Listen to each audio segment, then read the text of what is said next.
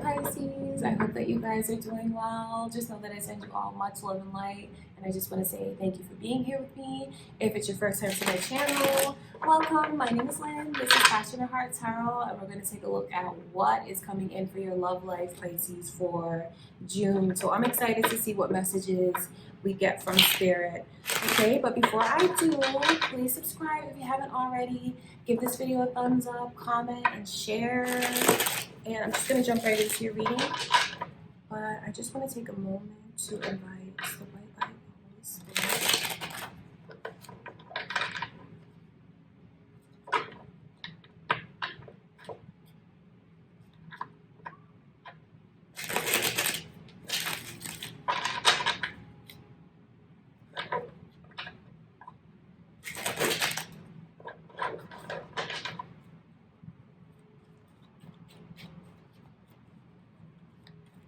All right, Pisces, let's see what is coming in for your love life in June.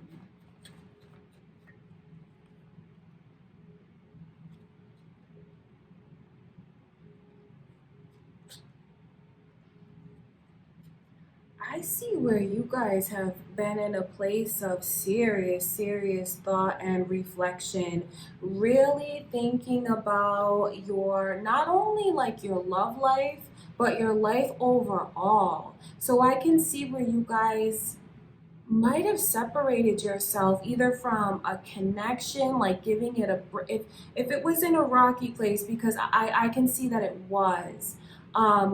Being closed off to one another, not understanding each other, not seeing eye to eye, the fighting, the loneliness, the heartache. And I know that that set you in a place where you feel like I need to decide what I'm doing here. I need to really sit and think, where is my life going? Am I going to be with this person? Am I not going to be with them? So I know that you guys are ready to come out of that energy. I see it happening. I do, because Virgo's energy is here. So you guys might be dealing with a Virgo or have that in your chart.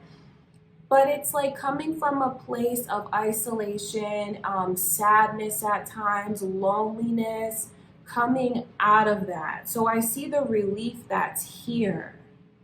So that's beautiful to know that if you've been lonely lately, the energy's going to shift for you. And if you feel like you've been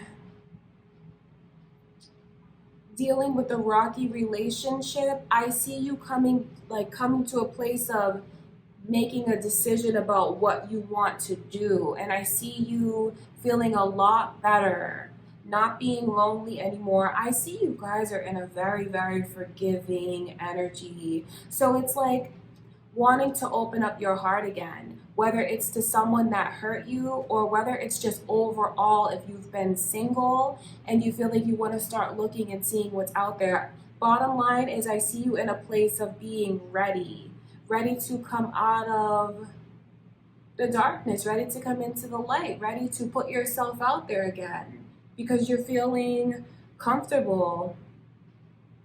And I see you guys choosing to be in a very forgiving nature, although it's something that you might go back and forth with throughout the month, wondering if you're doing the right thing. You know, Seven of Cups is like really overthinking, weighing every little option. But ultimately, you're going to make a decision. You'll know where you want to go. Even if you struggle, even if your head is telling you one thing, your heart's telling you another thing, I see you choosing what you feel is going to make you happy and it's going to make you feel embraced. And I see a lot of you guys have more power over the connection than you realize because someone wants you to forgive them. Someone wants you to let them back in. They want you to let them back in, whether it's into the house or whether it's into your heart. Because I see where now it's, but I know that both of you have gone through this. But looking at it from their perspective, they feel like they're shut out now. They're in a place where without you it's very cold and they don't want to be there. So now they're looking back at, wow, I want to come back inside. I want to come back to where I belong, to where I feel safe, where to I'm embraced. That's how they feel. And I know a lot of you felt like, well, I went through that. I went through that in the separation and the isolation that I had to go through, thinking about myself and what I want. So even if they try to act like they haven't been suffering and are lonely, they absolutely are. And I see how much they long for your embrace. They long for you to open up to them again. And I will tell you that I see you guys being very forgiving. Because Queen of Pentacles energy is often, this is a person whose kindness can get taken for weakness, because they are always able to ultimately overlook and still embrace with their whole heart. Like, no matter what happens, they truly do forgive. They don't always forget, and they may strategically bring things up at a time when, like, an argument goes on. But they, when they forgive, they truly do forgive, and they don't, like, day to day hold things against the other one. So I see you guys being in that energy of forgiving and embracing. I want to take a look at this Empress that's here. And to be fair, because I know there's a lot of people watching this, it could be the way someone is choosing to forgive and embrace you, Pisces. That's what's here. I'm going to look at the Empress.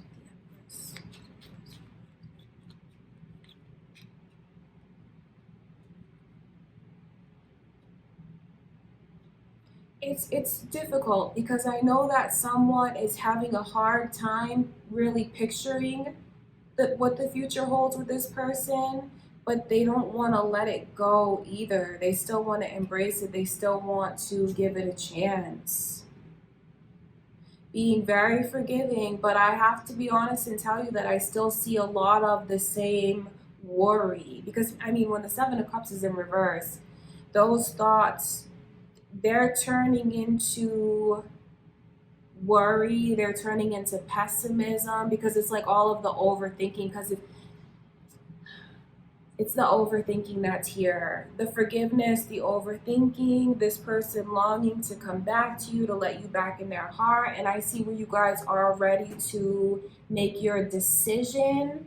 Although you still look at this connection like it's not all fixed. Like, there's still some things that you wish were more balanced. Could even be the contributions that this person makes financially, you know, these pentacles that are here.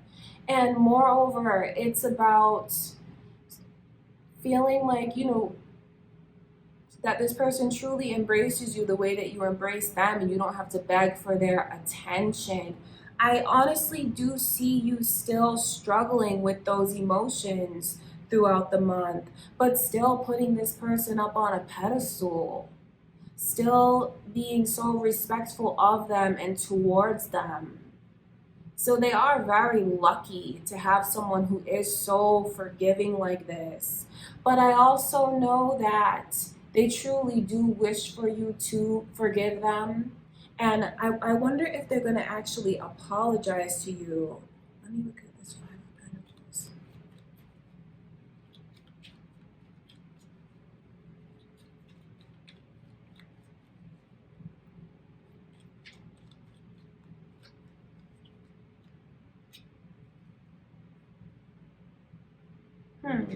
This is, I have to tell you about this person's energy. Sagittarius energy is coming through, you guys. You might have that in your chart, or someone that you're dealing with could. This is a person who definitely uses their sexuality to manipulate the other one. It's like they know how to push all their buttons in the best way. So I see where they have a lot of control over them in that regard. Like, there's a true weakness for the chemistry and the emotion and the feelings that it just gives them. Because I see where after letting this person in, after like having a passionate moment together, and it's really really passionate, like chemistry, the sexuality, everything is just feels like it's unmatched, and that is something that makes them feel like, okay, maybe we can see where this goes. I mean, that's just what it is. The chemistry is there, but is that always the healthiest thing? You know, letting this person back in because they give you like a feeling. But I see a lot of red flags when it comes to them, Pisces. Like, honestly, I do. Because I see where you treat them maybe even a lot better than they deserve to be treated. You've forgiven them maybe when you shouldn't always have forgiven them. And I know that since you're even having a hard time visualizing, that's like a sign to you from your guides that maybe you should really think and take your time before you embrace them. That's what I can see. But I know that the pull might be too strong, and I do see you letting this person back in. But I don't know. I just see red flags in them because I just don't see that they're off. Because why are you longing for this from them? You know, like for them to share the responsibilities, for them to treat you the way that you're being treated, for them to offer stability.